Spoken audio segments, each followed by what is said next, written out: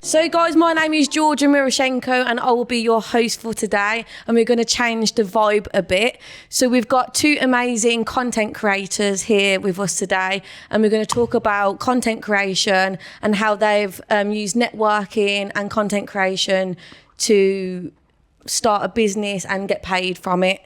So Dantae, aka HavingAShocker, if you're from Warsaw, you might have recognised him and his work before. So he is a full-time YouTuber who specialises in journalism, covering both the UK and international scenes. With a raw, unfiltered style, he brings attention to less-known communities and issues, offering a voice to those who are often overlooked. And we've got designer Phillipe, who has been in the industry for 13 years and has collaborated with a diverse array of creatives and organisations across the UK and abroad. Beyond graphic designs, he has ventured into art, creating exhibitions in the city. So, kicking things off, we would like to get to know you guys. Can you give us a pinpoint in your career that sparked your creativity? Okay, so with myself, when I was younger, the first thing that got me into creativity, I started doing free running, parkour is freestyle gymnastics. Is that when you jump off the buildings? You jump off the buildings. That's crazy, that is. So I started that when I was about 13, but that wasn't really the creative expression. The creative expression, I picked up a camera. My cousin showed me, you take pictures. So I was 13 years old. I just started taking pictures. And I hated school. I hated how rigid and so informal and structured school was. When I picked up a camera, I was like, hang on a minute, you just go in there, just do what you want. You just creatively express yourself. There's no rules, just do what you want. So I would say that's the first thing that started me off creatively. And yeah, I'm a YouTuber and I'm from Warsaw, and I just like connecting people. I just showing people lesser known subjects. Gangs, I like to show people what's going on behind people's minds, gang members, why do you do this? Are you going to advise young people to go into a gang, or you're in there, but would you actually like your younger brother, younger sister to be doing what you're doing? And I like to give these people a voice so that people that need to hear from these people get it heard. Amazing. And yourself? Yeah, so my name's Phillipe, well, also known as Designer Philly. I'm a creative. I started out as a graphic designer, and I've also ventured into art. I'd say my first time I got into being creative was at school. Well, I've always liked to do art from a young age, colouring and drawing. But then the switch that clicked I can be creative and make money was when I was at school. My friends had an online radio station, and they needed logos and flyers to kind of promote what they was doing. So at school, I was just doing business and media. But I was I actually enjoy just creating logos and flyers. So how is there something I can get into to learn more about that? Mm-hmm. So then I went researching, I found out a course about graphic design at college, and then that's where I made the change into becoming a designer. How did you turn a passion or a hobby into a career? Or was it a certain video or moment you did something and thought, this is what I want to do? For me, it's back in the day, there used to be, now, those now music videos. Yeah. When they have different people's music videos merged into one. Yeah. So that was the music channel. Yeah. It's there is a music channel, but they used to have CDs they used to put out. Yeah, now 57. Yeah. So they used to put different cuts of different music videos, and I was that's sick, I want to get into that. Even though I didn't go down that exact route to do the animation, I just did learn to do the design side. Now I know how to do the animation side to create something like that. As much as I don't do it very often because it takes a lot of time to create those type of animations. But yeah, we're just seeing those videos on TV where I was I really want to do that. So again, that's another part that made me go towards being an artist, designer. For me, for 2 years, I was going around making comedy videos, just interview drunk people on Broad Street. There was not much substance to it, but I was just enjoying networking. I was enjoying meeting new people. And the story about how I turned it into a job is kind of ridiculous, to be honest. Go on, tell us. When YouTube Shorts first came out, there was a police van on Broad Street, and I took with me like a foam brick. You know, a foam brick, it's like a pillow. It looks like a brick. Yeah. And I threw it at the window shield, and the police officer, he laughed. And I put that on YouTube Shorts, and within a couple of hours, me and my friend was at a photo studio and we kept refreshing the video. 100,000, 200,000, million, 10 million. It went to 140 million and I made £2,000 and I got monetized on YouTube. And I was like, wow, real money off something that for so long I did it for free. You know, I never made a penny. And that was just wow. So you just literally put it on the YouTube Shorts and it just blew up? Yeah, we was at the photo studio. Basically, one video was going a little bit viral, 100,000 views. My friend was like, yo, this one's going, put this one on now. You have to put it on now. I put it on, like he said to, keep refreshing. Whoa, it's going around the world. No way. I've been on holiday to South America, Argentina. Someone texted me in Argentina saying, yo, just seen you on YouTube Shorts. It went around the world. It was crazy. Way. That is mad. That's crazy. So how did you both get into the industry? Your industries? I guess for me, once you start designing, it's people know, he can do logos. And then once you start doing it for one person, it's word of mouth. Was you working before and then made this your full-time job? Or was it a change? So I went to uni to do it. Then within uni, people would ask, can you do this for me? Yeah. Can you do that for me? Then obviously having the online radio station was doing flyers and doing events. So people would see the flyers and be like, I want you to do a flyer for my event. So then it's a lot of it was just word of mouth. A lot of people were seeing my work and liking it. Then obviously I was doing people's templates for their MySpace, display pictures. And again, good old MySpace. That's what I'm saying. So a while ago still, but people were seeing that and liking my work. And it's can you do this for me? Can you do that? And then it just keeps on getting more and more clients that way. That's good. So it just builds. And then I think the biggest turning point was because I used to work in a bar doing bar work at the dog track, and it got to a stage where I was earning more than what I was when I was working. Yeah. So I was like, I don't really need to be doing this anymore. So then that's when I was like, I'm going to leave here. And then just artwork and more clients were coming in. Then I started working at a place called Yard, which is in Edgbaston. And that's a creative space for different creatives to come in, to connect, network, to have different events as well. But being in that space connected me to bigger type of clients and getting commission work for my artwork as well as design, doing a lot of people's social media posts, getting that out there. So I just think it's about being in the right spaces, because once I went into that space there, that just connected me to a load of different people that I wasn't aware of. You feel like you leveled up from there?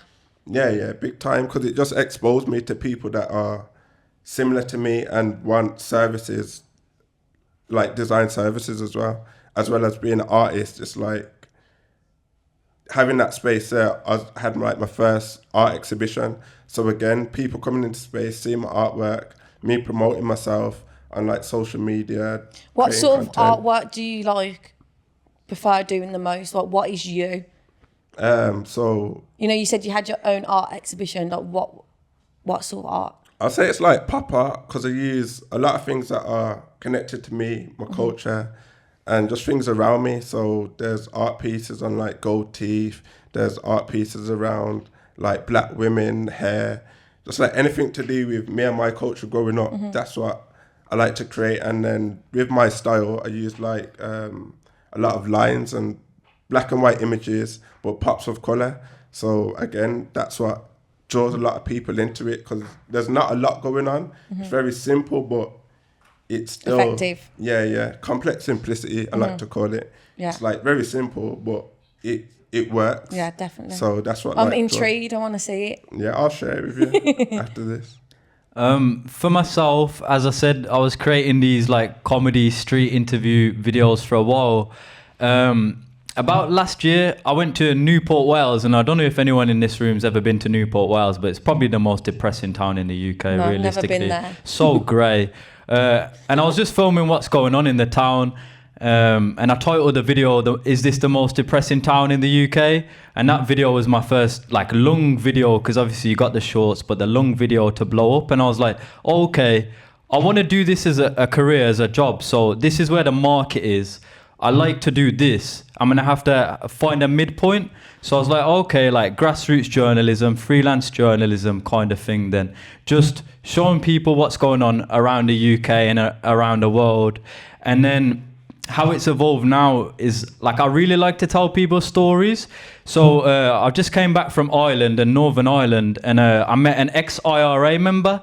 He didn't really want to talk too much on camera about what he did in the, you know, the IRA, but he's willing to talk to me about growing up in the Troubles. So growing up in the Troubles, this guy, his name's Pat.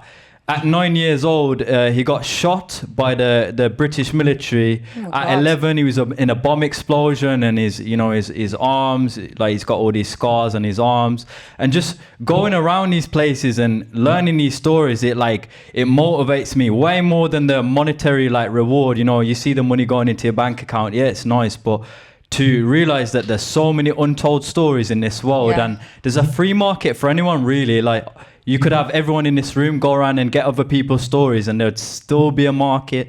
So that's really where my passion lies, is just meeting people like Pat and saying, yo, can I put a camera in your face and you tell the story to other people? Yeah. That's great to hear both of your experiences. But has there been like a bad time or any challenges that you faced, and how have you overcome them? I can start this one. I've had loads of drama. I've had loads of legal issues. Really? People saying they're ready to sue me. I've had to like. And what is that? Have you just filmed people and then posted it? Yeah. So like privacy laws in this country, you don't actually need anyone's consent if you're in a public place. Yeah. But obviously, I want to be, do the morally ethic thing. But I had to clue myself up and learn about laws and ethics and all these things that you don't really want to do. I've had to learn about how to market myself to companies, because a bulk of my money now comes from sponsorships. So in the video in Northern Ireland, what I did, I read out an advert for a company, 60-second advert, and I got £800 for that. Yeah, it's crazy. That's good. But you have to learn like the legal side and how to market yourself, and that's not what I want to do. I want to just tell people stories, but this is part and parcel. If you want to do what you love as a job, then you have to learn like these things. So loads of drama. Yeah, that's interesting. I think for me, the hardest thing really is just time. Just like scheduling the time, because sometimes you can get so much work in, but there's only me one that has to run it all. Yeah. So I feel like overcoming that is just like I've had to learn to get better at scheduling, making notes, planning my time a lot more so, because when you don't, like certain deadlines might come and then you miss it. Because you got so much going on, you got to check emails, you got to do. There's a lot, isn't there? Then having family as well, it's like there's a lot of time you got to juggle, and working in between that as well. Mm-hmm. It's not enough time in the day sometimes. You need two of you. Yeah, I need to build a team. That's what I need to do. But it's just structuring my time a lot more so is a lot more helpful than just, and writing down the jobs that you need to do as well. Mm-hmm. That also helps. So moving on to networking, how important has networking been in your career? And can you share any examples of, you meeting someone and then it like moving forward in your career? I got a little funny one. Go on. So when I was doing the work for Lifeproof and I met yourself, and you was doing the leaflet dropping, and then we said, we think you'd be good on the Lifeproof team, and then you helped me back out, because you was doing that club night. Yeah. And then he's like, come do some filming at the club night. So if you help people out in creative arts, like it goes round, goes like a boomerang. And now that's your full-time job, and now that's my full-time job. Come on, air fireman. Yes, come on. So it does work. So if you do network and speak to a lot of people, you'll always find where you need to be in like really weird ways. So he actually approached me, tried to make me do an interview, and I'm saying no. But 20 minutes earlier, I said I want to be a presenter, And then I got like a whole camera crew opportunity came to right me, for and I was it, nearly yeah. flapping it. I was like, no, I can't do it. And then you were like, yes, you are. I was like, I'm in my uniform. You gave me your jacket and everything. And you're like, you're doing it. I was like, okay. And now you're here doing it again. And now here I am. There you go, full circle.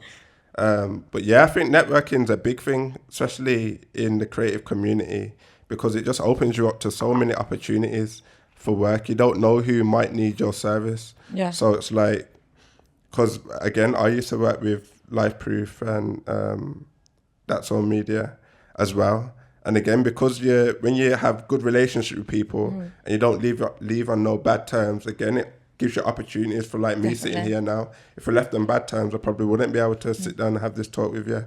And it's the same with anywhere you step into, just talk to people. If you don't talk to people, you don't know nothing. Because the more you talk to people and get information, that's when it's like, oh, you do that. Oh, I know this person. They can link you to that. And then it just connects you to opportunities that you might not have had if you didn't have that conversation.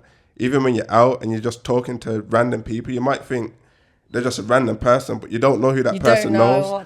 Everyone could link you to someone that could be that big break for you, or just an opportunity to earn money, or even just to learn how to better, I don't know, to run your business. Could be like I said, sitting here, opportunities. You never know what could come through the door. So it's just like, just speak to people. Sometimes you might be scared to, have that conversation, but half the time, once you've broke through that barrier and just ask the question, everything can just flow from there. And I got a good one as well. Don't compare like your step 1 to someone's step 20. Like I've been guilty of this, like thinking, oh, why am I not moving forward, and seeing people doing what I'm doing and being like, they're so lucky. But no, like if they've been doing it and chipping away at it for so long and you're at step 1, don't compare your step 1 to their step 20. That's true. And another thing I'd say as well, go into spaces where there's people similar to you. So if you're a music artist, go into places where people are making music, or music networking events. If you're an artist, go to galleries, go to spaces where a lot of artists meet up, because if you're around people similar to you, you're going to learn more information that you need. Definitely. But at the same time, go to spaces where you're not needed. If like me as a graphic designer, I'm around musicians. Musicians need cover art. So it's like, you got to think, okay, I'm an artist. Who would need my service? Or I'm an artist. I want to learn something. Let me go around other artists, or let me go around someone who's running their own business, because everyone's got information for you to learn. So it's about networking with the right people as well. Definitely. So what is the best way to network in the creative industry, especially here in the West Midlands? Like, you've just covered it a bit. What do you think? I'd just like scrape the internet, find any events you can go to. Like, I was walking down Bilston Town Centre the other day and I seen like a sewing class, and I was like, yo, I don't even know how to sew. Probably go check out to it. It might be a bunch of old people, but like you said, go?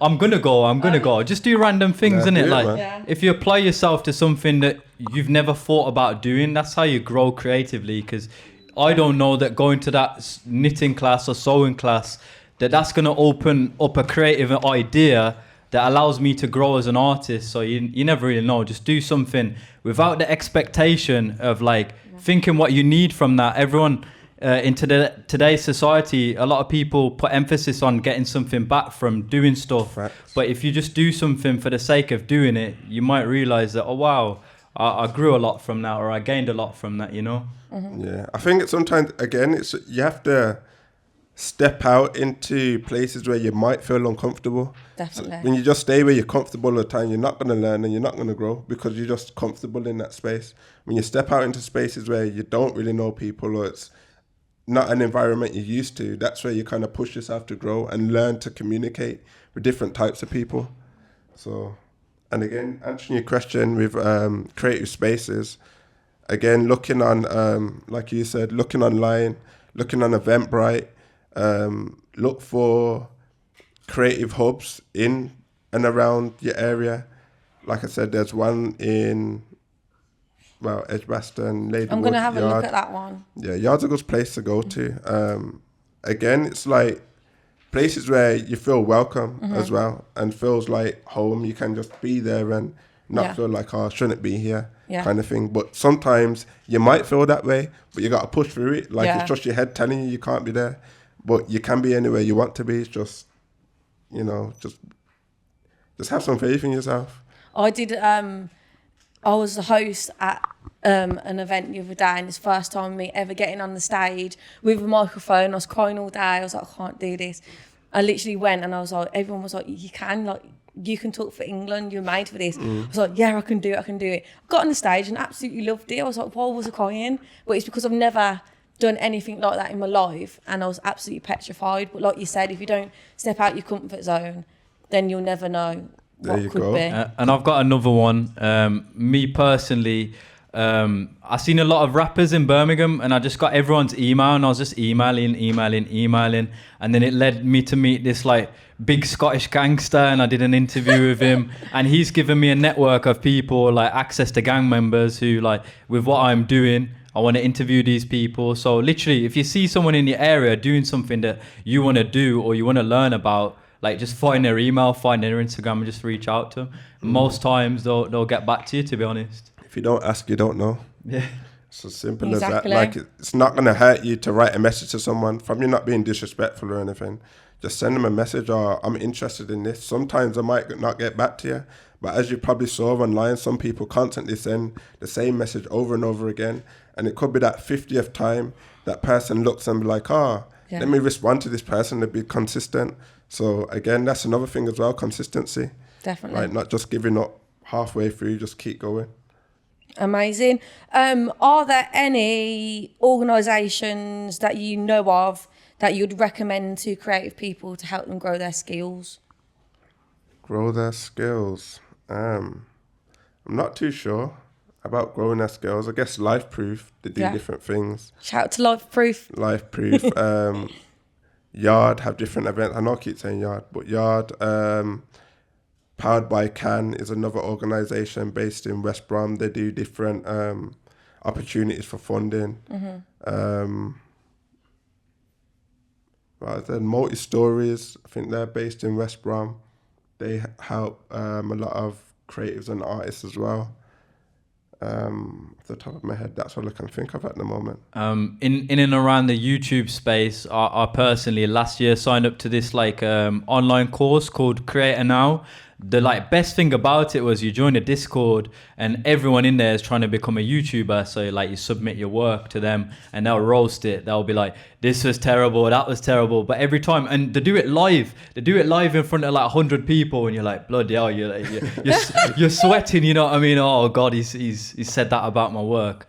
But like you want to impress them next time, you know, if they really cussed you, said this is terrible. So who are they? So they're like industry experts, like video editors for like big channels, and they'll just come in and roast your work, like. And you just like send creative it off. Criticism or just roasting, or like sometimes it can be brutal, innit? Okay. If you are not putting in the effort. Yeah. But sometimes people need to be blunt and say, look, this you know you can do better. Yeah, I hear that. And for me, like I grew so quickly from just putting my work out to people that actually know what they're talking about. Yeah. It's necessary. So onto social media now. So social media plays a huge role in reaching audience today. Which platforms have you found most effective? I think you're the main guy for this. Mr. YouTube over here. Yeah, YouTube and TikTok. I was on Instagram, but I was like, I'm not getting paid to be on Instagram, so I deleted it. I was like, I only want to get paid to be on social media now. It's a smart move still. For me, obviously, I use Instagram a lot, and I'm just stepping into TikTok. But again, YouTube's something that I'm looking at getting into as well, like podcasting and vlogging. Well, this is your man for it. Yeah, and I've been speaking to him. So again, this space here has connected me together. And to help me learn and grow as well. And then again, I can probably help him learn and grow in certain ways as well. So amazing. So how do you engage with your audience and build a community around your content? Ooh. That's a tricky question, to be honest. I don't really think I'm utilizing all the avenues that I can be doing right now, but I've realized that steps that I need to make going forward, I'm gonna like open up a Discord group. I also started a Patreon like 2 months ago, which is where people can pay you like a monthly subscription to see my uncensored work, because obviously YouTube doesn't always allow me to show fully what people are showing me. Like examples, in Northern Ireland, the guy's showing me his weapons collection, like Tommy guns and that. So YouTube won't pay me for that. But I started up a Patreon, and within like a couple of months, I have 20 people paying me like a regular monthly subscription of £1, which to me, that still blows my head. Like, I didn't think I was valuable enough for £1 a month off anyone. Yeah. So that could just be anything. You can put any videos. You can put anything on there, so that there's obviously like to an extent, but yeah, like you can monetize not safe for work images as well. Yeah, it's a lot more lenient than YouTube. That's cool. Sorry, what's that? How do you engage with your audience? Okay, sorry. Yeah, so for me, it's just like giving them like tips on how to be a designer, how to be in creative spaces, things that you can do to help your workflow. For me, it's just like giving out knowledge that I know. And again, just like showing people things that are happening in spaces. If there's opportunities that I see for like funding or grants, I share that. And I'll be also starting a podcast called Grids and Guides, which will again be helping creatives, like giving them knowledge about being in the space, being in different spaces. What happened there? Oh, someone on social media, yeah. Yeah, so just just trying to guide people through being a creative in the industry and just like connecting them with other people as well and opportunities. Amazing. So how do you go about finding your work? What's your strategy? Like myself, I just throw myself there. Like it was ridiculous when I was actually going to Ireland. Like I booked the ticket, but this is how like unorganized, like stressful, chaotic my life is. I bought the flight ticket. Yeah, you know what it said on the flight ticket? What was my name? HavingAShocker. Was you allowed to fly? No, I wasn't allowed to fly, but it all worked out like sound, because I wouldn't have met those IRA guys. When I went to Ireland, Dublin, I was in a riot, like a physical riot, like riot shields, batons. But I believe in faith, you know, like I was meant to miss that flight, even though I was so vexed that night. Like I said to the guy, I am literally having a shocker tonight. And he's like, how did you? I was like, must have been autocorrect, bro. Like, I don't know. Oh my! But everything works out, so I just go there and just. And you got some good content. Way better than if I went on the date that I was actually meant to go. So I just have faith. Like you go there, put yourself in the discomfort and the uncomfortable position, and you will succeed and thrive off that. For real, it's true. Sorry, I keep listening to your things and I forget what the question is. How do you go about finding work? Have you got a strategy? Finding work, sorry. Okay, so finding work, I think for me, it's just like, a lot of it's just been word of mouth. Yeah. But again, sharing my portfolio on LinkedIn, tapping into people that I think might need my services, getting people's emails addresses, sending them a portfolio. When it's artwork, again, if I want to be part of exhibitions, it's like contacting the galleries. Again, it's just about, for me, it's about I have to reach out or I have to share my work a lot. The more I share my work and people see it, the more visible I am, which that's the way opportunities come. And I always say, if you're not sharing your work, you're not seen. So if you want opportunities, you got to share what you do. Amazing. So final thoughts are, where do you see your career going in the next few years? What are your goals and how do you plan to continue growing both creatively and professionally? For me, I want to take my artwork worldwide. I did have a exhibition, well, part of an exhibition in Paris. Wow. How did that go? I didn't get to go. I was unorganized, so I wasn't able to get out to Paris, but I got like videos of my artwork in the space. So I want to get my artwork in more, worldwide, a bit more so. Visit other countries, have exhibitions in other countries. Do more exhibitions in the UK and probably tour something. Get funding as well so that I can, put an exhibition and learn more about my crafts, just have time away from doing the work and just learn my crafts a bit more so. what else do I want to do? I'd like to learn like more creative skills like graffiti, getting into obviously doing podcasting and videography a bit more, so like vlogging. I just want to be being creative and earning money off creating art, basically. Just enjoying what I'm doing and just scheduling my time better. Creating a team, that's what I need as well. You want to expand, don't you? I want to expand, and I just want to focus on doing the work instead of having to do all these admin stuff.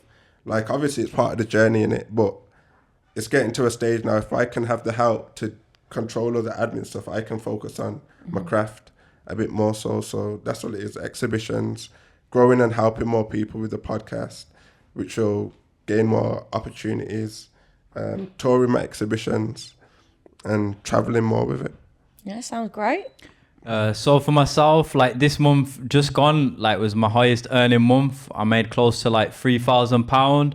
Over the next 5 years, I want to 10x that revenue. I see it's very achievable after 10 times the views.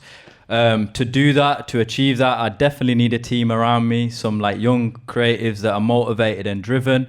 I want to keep and continuing to give back to the community. That's why I was here today. I hope that like some young creatives listen to what we both discussed today and realize that, wow, like, you know, the C YouTubers or the C influencers or whatever, and the C is actually achievable. Like I grew up in Darlaston. Like I'm not some, like, you know, I'm not an alien basically. I'm a person from Darlaston, you know. So yeah, that's it. And continue to travel as well. Like when I'm making videos abroad, it's like I'm learning, I'm seeing different cultures, like yeah, work, what I do in England, it feels good and feels like time goes quickly. I was at the Tommy Robinson March, and yeah, it's nice to connect, but when you're in a different cultural environment and you're seeing things like going to Northern Ireland, learning about the troubles which we never got taught about in school, and learning it from the people that was affected by it. Wow, it doesn't even feel like work. It just feels like I'm on a jolly or something. It must have been interesting, like going through that experience and the knowledge that you would get from hearing it from people's mouths instead of just what you hear from the news. You must get a lot more insight. You're like, oh, you can connect the dots properly. You have to literally go to a quiet room and sit and think and be like, whoa, like I'm just digesting everything that they're told me. And with you taught me before you start filming, you just meditate, don't you? And you get all chilled, and then you just go for it. Yeah, that's what I was doing when I was going to Broad Street, because Broad Street was a scary place, isn't it? A lot of gremlins, man. So what advice would you give someone just starting out, and how would you tell them to stay authentic and unique to themselves? Like I said before, one of the main things is just share your work. If you don't share your work, you're not visible, you're unseen in it. So one of the main things is share your work. Yeah, I would totally agree. I went to London last week for the carnival. I met like this one girl that said, oh, she's a techno producer. I said, where can I find your work? She said, it's not online. So it's not actually art if you don't connect it with other people. That's just a self project. And it does sound bad. Like, what do you mean that that's not art? But the purpose of art is to connect people together. So if you're not enabling a connection, then you're not producing artwork. I would also repeat the point I said earlier, like don't compare your step 1 to someone's step 20. I still have to actively like check in on myself sometimes, because I see people doing similar work to what I'm doing, and I'm like, hang on a minute, my video might have been better than theirs. Their video was lower effort than mine, but that doesn't matter. Like everyone's time is coming, you know. And I believe that if you focus on quality, like I'm really just focusing on quality. I could be producing one video a week, but it just wouldn't be true quality. So I believe if you're producing quality in a market, you will succeed in that market, you know, just prioritize quality. I agree with that. I think another thing that I would say is don't be scared of who you are, innit? Just be yourself. Like if you need to play a character, then that's your character. When it's work mode, you just switch on that character. But just be yourself. If you can be happy and do the work that you need to do, just do it. Like don't overthink it, because you're not going to get perfect straight away. Like I think us as creatives, you always want to be perfect straight away. It's not going to happen. Just give yourself time to grow and get better at what you're doing. You're not going to get it perfect first time. like some people, because a lot, like even with me, certain times I might think, oh, I'm not too sure about that. You show someone, they're like, oh no, that's sick, that's really good. Why don't you pull it out? Like, and people will hear this. Like, I'm not the only. Like, there's probably loads of other creators that go through the same thing. People will tell them their work's really good. Just sometimes you feel like you're not ready to post it, and then you're like, oh my god, people actually like it. Yeah, then it just sits there. Not? Yeah. So someone told me a good thing. If like you don't feel like you're ready to publish this thing, that last little 20% effort is gonna make like 1% difference. Like you're gonna hyper fixate on 20% when it's 80% complete, but that 80% completion is ready to go to the market, you know. I think another thing as well for people that are looking at like creating content is it's best to have a structure to it. Like build up a lot of content and then you can post it out bit by bit. Then there's not as much pressure on you to think, oh, I need to do something today. I need to do something today. If you only have 2 days that you're free to create content, and those 2 days, build up as much content as you can, and then you just schedule your posts and then you go again and you go again. It's like you have to have a structure to what you're doing, because depending on how much time you have, you might not have time to create content every day. But with the time that you do have, use it wisely. Amazing. So that's all the questions. Do you guys have anything else to say to your creative audience?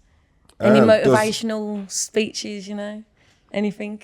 I don't think, not motivate. I think the main thing is just share your work. Don't be scared of what you're doing. Like, again, nothing's going to be perfect straight away, but you will get there. Just trust in the journey, innit? Like, trust the process. Trust the process. Trust the process. There you go. It's like over time, you'll look back and you're like, yo, like I've got bare views and getting money for let's say your journey, for instance. When you first put out your first video, did you know that you'll be making like bags off it? No, I didn't know. There you go. And now you like that switch. When that switch happened, was you even fully aware that switch happened, or it just happened overnight? It's like gradual process, really. Like I said, with that YouTube short, but then my channel nosedived because obviously that was not the right content at the time. So I needed to adapt, and even still now I can't just keep doing gang content. Like I still need to go in and shake stuff up and do, like, it's creativity, you know. Don't just keep if the horse is winning the race, don't just keep flogging the horse. You gotta innovate. Yeah, for real. And I think, like, similar to what you're saying there, it's just about just trying new things as well. Like, you might be scared to step out of your comfort zone and try something else. Just try it. Like, you never know. That could be the one piece of content that changes everything. And then you're like, oh, you know what? I actually enjoy doing that. And it's not something that you was meant to do or wanted to do, but you did it and it paid off for you. You just got to try, I guess. And some days, like, I would feel, like, really low, like, really lacking self-confidence. On those days, it's good to have like a friend, a person around you to just give you a little nudge. And like my friend, big up to him, he's moved away now, but like he would take me to Broad Street, drive down there, use his own petrol money. Aww. And like we would literally sit in his car before, like you said, and meditate. We're like, tonight is gonna be good, yeah. And that would like get me through, like literally. Without him, so if like I said, you're feeling a bit down, like have someone to lean on, you know, whether it's your family members or friends or whatever. 100%. I think that's another thing as well, like creative burnout. Like as a creative, there's times where you're not going to be able to do no work, and it's all right. Like don't be mad at yourself, just rest. Like it's not a bad thing to rest. We all need it. Obviously, when you want to be that go-getter, like going hard every day, you're going to burn out. Like it's normal, innit, to just sit down and rest, put on Netflix, whatever you like to do, even if it's going for a walk or whatever, it's all right to rest. Like creative burnout is normal. Sometimes you might have creative blocks, and that's where you might need to go see something different, listen to something different. Mm-hmm. Like it's just figuring out what works best for you, but don't be too hard on yourself as well. Have we got any questions from the audience at all? Does anyone want to ask anything? Go on. You at the back. Where can we find like your content? Oh, so you can find my content at Designer Philly on Instagram, TikTok, Twitter, Threads. So at Designer Philly. HavingAShocker all platforms, you just type in HavingAShocker. Even if you spell it wrong, it'll come up. And where did that name come from? My last name's Shoker. And when I went to the military, like I did 1 year in the military, the corporals and the sergeants was like, "Shocker, get in now, Shocker." You know, it just stuck. I was like, oh, having a shocker. Like, could be meaning a bad day or a bad time. You're having a shocker. Like, No, I It's do like that catchy. name. I saw that. I was It's like, good, oh, I it's like that good. name. It's a good one still. I've got like 2 more questions. Go on. First one, so starting out, how did you navigate around it with sort of like equipment, or like how did both of you? That's a good one. Equipment. You just use what you got. Be creative. Like I never always had a tripod. So you just find something you can just, perch your phone up on. Just work with what you got. Like you're not gonna have the best equipment straight away, but you can work towards it. So just work with what you got. As long as you got a phone, you can make something work. For myself, I realized that like when the money wasn't coming in and I needed like decent enough gear, I just started taking on photography jobs. I started doing wedding photography so I could get a bit of money in, so I could upgrade my gear. So even though that wasn't what I really wanted to be doing, at least I could get the gear to start doing what I wanted to be doing. So just realizing that sometimes you might not fully get what you want straight away, but you have to be able to navigate a little bit of commercialization to. Yeah, I agree with that. Sometimes you just have to work. Like, yes, a lot of people want to be entrepreneurs and be making, meals and that overnight. Like, it's not going to happen like that. Sometimes you might have to be in that 9 to 5 for a bit, because at least then you'll be comfortable, you're getting money in. But again, it's just about structuring your time. When you're not at work, you work on your craft, so then you can stack up for your equipment or to go to certain places to get, say, networking events, I don't know, exhibitions, wherever you might need to spend money. If you got if you got money coming in, then you're not going to feel as pressured, like, oh, what am I going to do? I'm just trying to create content, but you got no money coming in. It's stressful. Like, I've been in that position where it's like, you're not getting money to do nothing. You can't buy nothing. So if you can have a little bit of an income coming in and find work while you're working on your craft, do that. Because after a while, like I said, that switch happens where you don't need to be at work anymore. Like, what you enjoy doing is paying enough for you to not need it. Or even if you just drop your hours. Because if you do have a slow month, okay, I've got my work hours, I can just use that money to do whatever I need to do. It's just about working smart sometimes. It's not always going to be, I'm just going to jump into this creative field and you're just going to make big money from it. It does happen for some people that way, but don't always work that way. Sometimes you got to do a bit of the groundwork and do a little job for a bit to just earn a bit of money. Amazing. You got another question? Last question. So in terms of like in the art space and the media space, what are your thoughts on sort of physical media and digital, like preferences on do you prefer to get your media out like physically, or are you all about the digital? Like, if you get what I'm kind of trying to say. Yeah. I think it's a good question because I was talking about this recently. I think they're both as important as each other. Me being a digital artist, mainly, like it's good for people to see the art digitally because that's what it was designing. That was its intended space. But then I can print that work and then people can see it physically. So again, it's like when you have VR sets and you can do like digital exhibitions and stuff now. It's like it's just as good. It's not going to be the same as if you're in front of an art piece and you can look at it. But at the same time, if people do just want a digital experience, it's there. Like that was how I created that art piece. So this is what it looks like in a digital space. But then if you want to see it in a physical space, it can bring a different feel to it because you're in a room and the environment and everything changes the feel of the art piece. So I think they're both as important as each other. Again, it just depends what you're doing and what you're looking at. Because let's say the Mona Lisa, for instance, you might see that on the computer, but not many people have saw it close up. When they see it close up, they're like, I can see all the brush strokes, and it brings a different feeling to that art piece. So for me, I think they're both as important as each other, depending on what it is.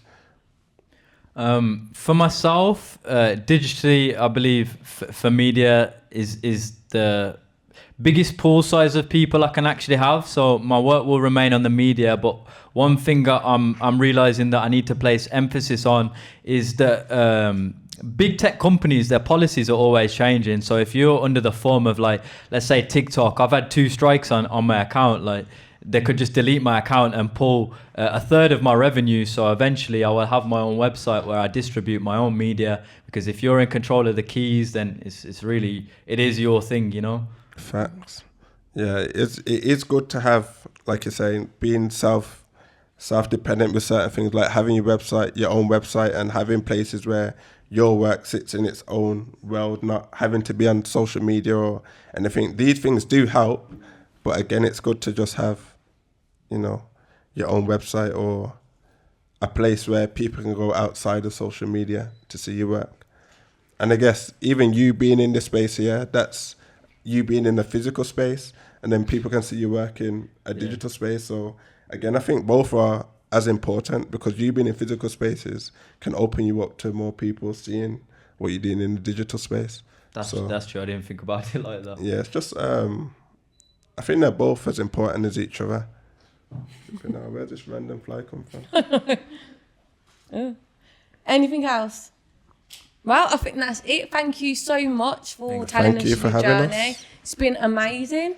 I can't wait to see your work, guys, and what you've got coming up. Cheers. Yeah, but if anybody does need help or have any questions outside of here, happy to reach out and I'll give you help or guidance the best way I can. And same for myself, like if you're just starting YouTube and you need a little bit of advice, HavingAShocker@gmail.com. I'll reply to anyone's email.